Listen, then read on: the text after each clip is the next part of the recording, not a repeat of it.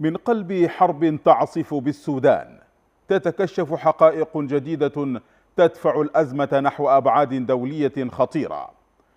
ففي شكوى رسمية جديدة رفعتها البعثة السودانية إلى الأمم المتحدة جاء الاتهام صريحا: الإمارات متورطة في تجنيد وتمويل مرتزقة أجانب خاصة من كولومبيا للقتال في صفوف ميليشيا الدغل الإرهابية مع استخدام أسلحة محرمة دوليا ضد المدنيين في الفاشر.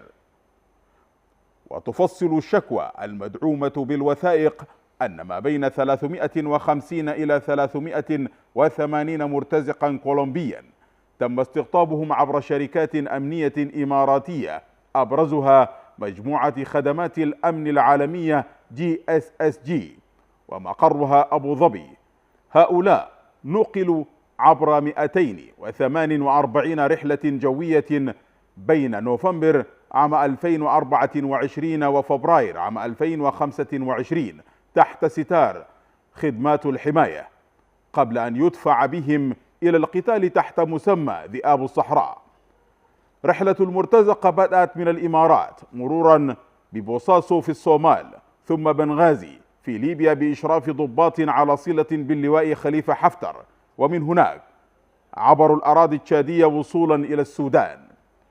وتشير الشكوى إلى أن هؤلاء المرتزقة شاركوا في معارك داخل الخرطوم والجزيرة ودارفور، وقادوا عمليات تشغيل الطائرات المسيرة والمدفعية الثقيلة والمركبات المدرعة والأخطر. من ذلك أنهم أشرفوا على تدريب أطفال تتراوح أعمارهم بين 10 سنوات و12 سنة على القتال. أما الانتهاك الأخطر فجاء موثقا في أمر عمليات مكتوب بالإسبانية مؤرخ في الأول من ديسمبر 2024 يؤكد استخدام الفسفور الأبيض ضد المدنيين في الفاشر.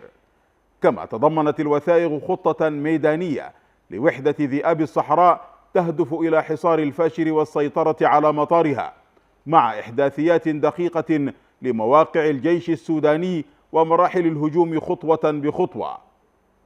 وتكشف الأدلة أيضا قوائم تسليح أرسلت إلى المرتزق الكولومبي الفارو كيغانو المقيم في العين بالإمارات، تتضمن ذخائر ومواد كيميائية محظورة، بينما جرى استغلال الطائرات الإماراتية لتهريب الذهب والماشية والصمغ العربي من السودان إلى الخارج.